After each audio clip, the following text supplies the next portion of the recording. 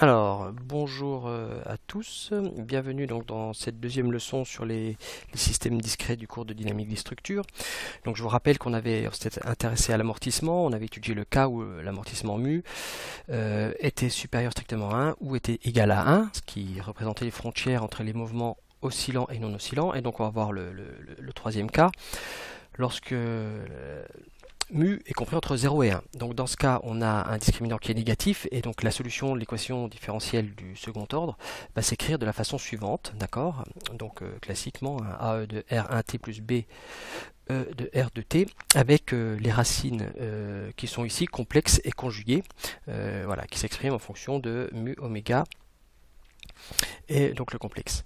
Alors, bon, ça c'est la notation je dirais, générique. On peut évidemment écrire ceci sous forme de forme trigonométrique, où la solution, donc le déplacement de la masse, c'est E de moins mu oméga t, facteur de A cos oméga dt plus B sinus oméga dt. Alors ici j'introduis la pulsation oméga indice d, d'accord, qui est égale à oméga racine de 1 moins mu carré, qui va être la pseudo-pulsation, d'accord, c'est-à-dire que c'est ce qui va la pulsation du système lorsqu'il contient un amortissement, à différencier avec oméga la pulsation propre. Alors évidemment, à partir de là, on va également définir une pseudo-période, une pseudo-fréquence, qui sont simplement le Td est égal à 2pi sur oméga d et Fd l'inverse de la période.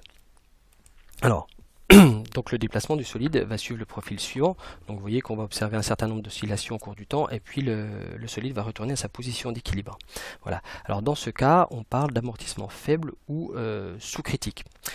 Donc rappelez-vous du vocabulaire, lorsqu'on avait mu supérieur strictement à 1, on n'avait aucune oscillation, on écartait le solide de sa position, il revenait directement à l'équilibre sans osciller, on parlait d'amortissement fort ou sous-critique. Ici on observe quelques oscillations avant que le solide revienne à sa position d'équilibre. Donc on a un amortissement faible ou sous-critique.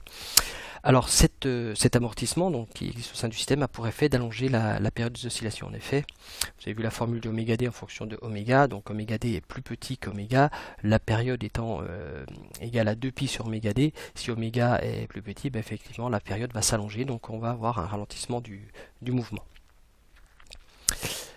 Alors, je voudrais faire deux remarques avant de passer à la suite.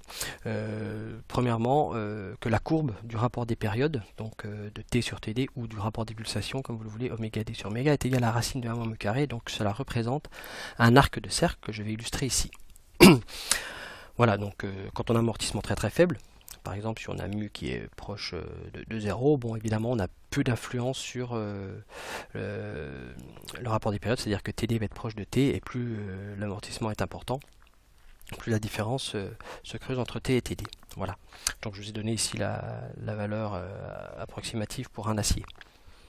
Alors la deuxième remarque qui va être beaucoup plus importante, parce que vous en allez avoir besoin lorsque vous allez faire les travaux pratiques de dynamique des structures, c'est le rapport qu'il y a entre deux maximums consécutifs de l'amplitude du mouvement. Alors je m'explique, vous avez par exemple ici un maximum sur cette crête-là, puis vous avez un maximum une période après qui se retrouve là. Alors on va écrire le rapport de ces amplitudes. Alors, donc, on prend U1, d'accord, à l'instant T1 et U2 à l'instant T2, deux maximums consécutifs de la courbe. Le rapport entre les deux, alors je vous les matérialise ici, vous avez ici U1 à l'instant T1 et puis vous avez ici U2 à l'instant T2. Donc les deux maximums consécutifs de la courbe, ils sont séparés par une période. Ça signifie que l'instant T2, d'accord, il est égal à l'instant T1 plus la période du mouvement, ici TD. Alors maintenant je vais écrire le rapport de U1 sur U2.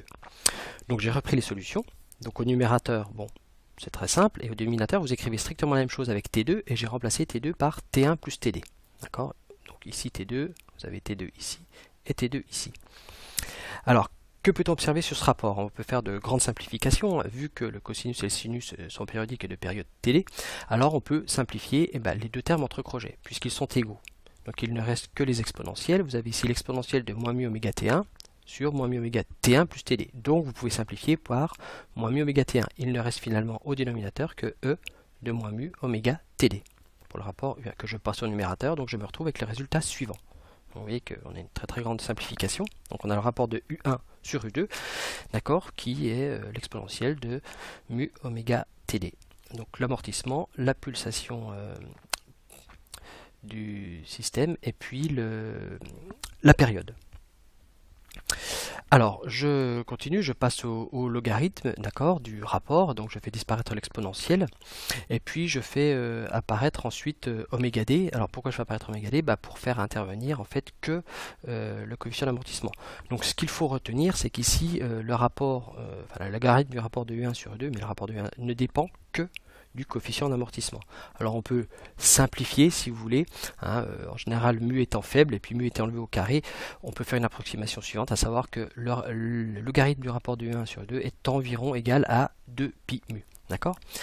Donc ici sur ce graphe, je vous ai bien représenté encore U1, U2, donc deux maximums consécutifs entre TD, et en fait ici vous avez le E de moins mu oméga t qui représente l'enveloppe 1, d'accord.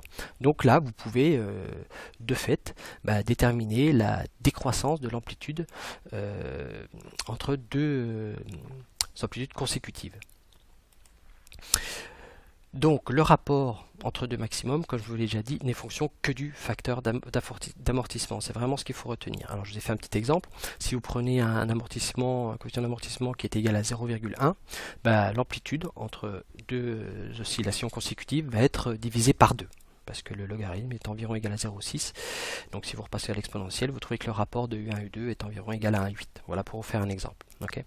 Donc vous mettrez ça en pratique lors d'un des TP de dynamique des structures.